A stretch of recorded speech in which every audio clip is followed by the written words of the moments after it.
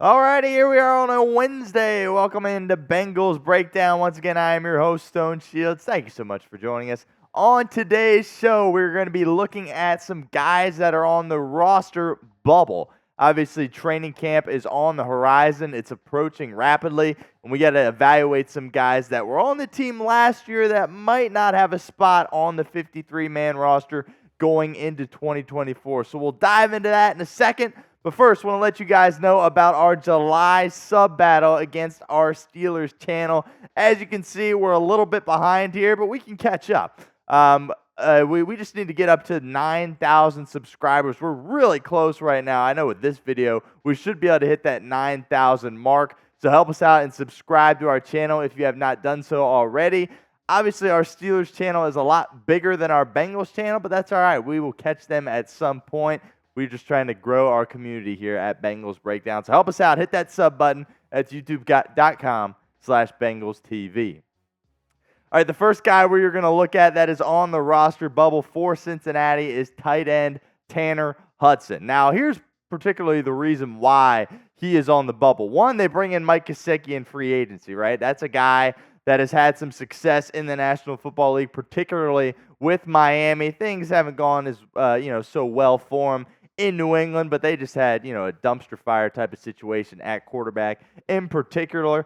But on top of that, the Bengals also drafted two guys at the tight end position in Eric All and Tanner McLachlan, and a guy that's played a lot of tight end for them in the past, Drew Sample, inked a 3-year deal. So that's a lot of guys in that room. So despite the fact that Tanner Hudson had a solid year last year, as you can tell, he spent a lot of time on the practice squad. But when he got called up, he really went out there and did his job. But really at this point, the Bengals only took 3 tight ends at the start of the 2023 season. And if they're going to do that again this year, I really don't think he has a chance. But I would be surprised if they didn't take at least 4 tight ends, as we approach the regular season and they cut down to 53 guys on their roster. So I think Tanner Hudson is really one guy to keep an eye on. Was on the team last year that might not have a spot this year. But I want to know what you guys think at the pinned comment of today's show. Will Tanner Hudson make the roster? Type Y for yes or N for no in the comment section. If that ad comes here on YouTube, that's fine. Take advantage of it. Get down in the comments and let us know what you think. All right, so another guy that is a guy that's on the roster bubble for Cincinnati is Tufele at that defensive tackle position. I actually have another defensive tackle on this list as well, and that is Zack Carter.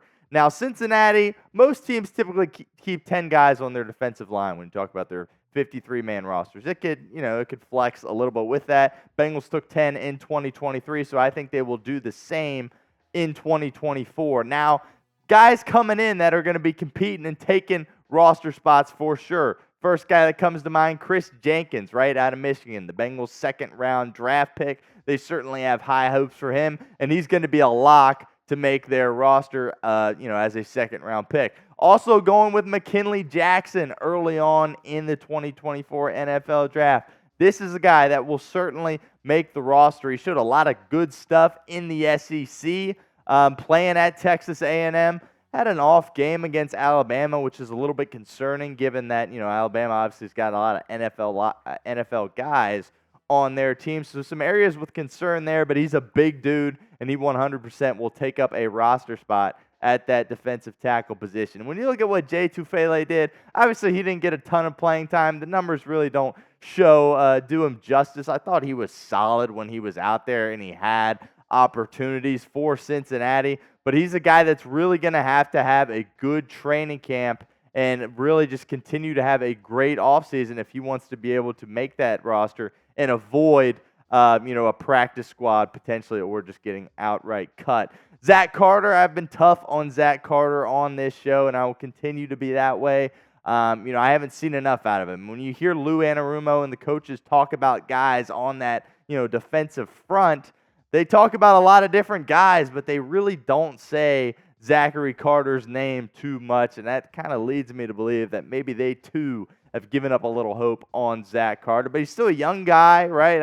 It's probably a little bit premature to completely quit on him like I have. So we'll see how he plays, in training camp and if he can make the roster. But those are two guys at the defensive tackle position that I think are certainly on the roster bubble. Once again, your opportunity to get involved here with the program.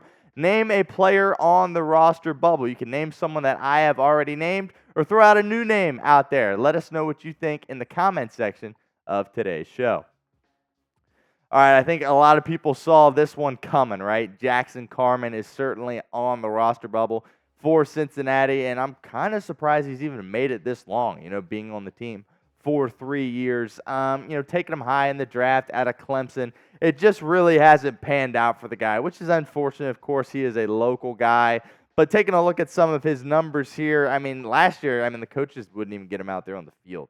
He didn't even have opportunity because, that certainly is a red flag that they didn't even try to get him out there.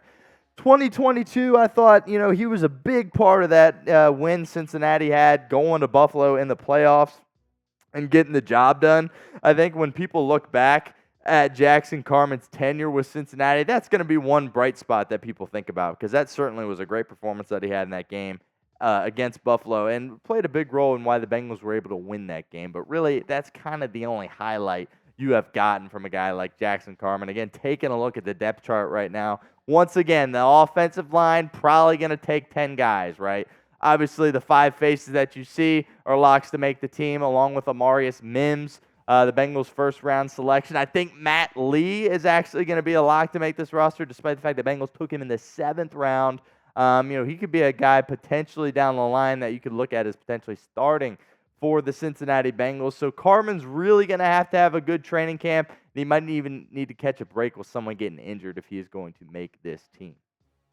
All right, now the last guy I got on this list is DJ Ivey, and I hate the fact that I have to put him on this list because, he was having such a great year on special teams as a rookie last year, 7th-round pick out of the University of Miami, but, that injury kind of set him back, so that could potentially hurt his chances of making the roster. We'll dive into all that in a second, but first, I want to remind you guys that you can get your Amarius Mims rookie jerseys. They are on sale now, and they have been on sale. We've been telling you about them for a long time, so go down there at that link right there, chatsports.com/Amarius Mims. Get you an Amarius Mims rookie jersey. That link will be in the comments and the description of today's show. So show your support for the Bengals' first-round pick and get you an Amarius Mims rookie jersey courtesy of our friends at Fanatics.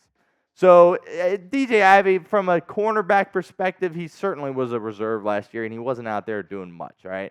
So that's not going to be, what sets him apart or potentially puts him on the roster, doesn't put him on the roster.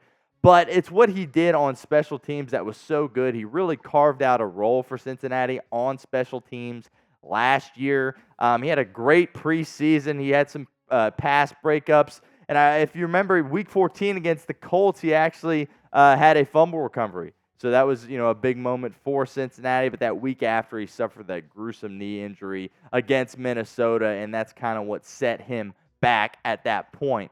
There are a lot of guys that are locks to make the roster for the Bengals. When you talk about defensive backs, once again, I would say that the Bengals probably are going to take 10 guys in the secondary. That's what they did last year. And I think these 8 guys right here are locks to be a part of that group.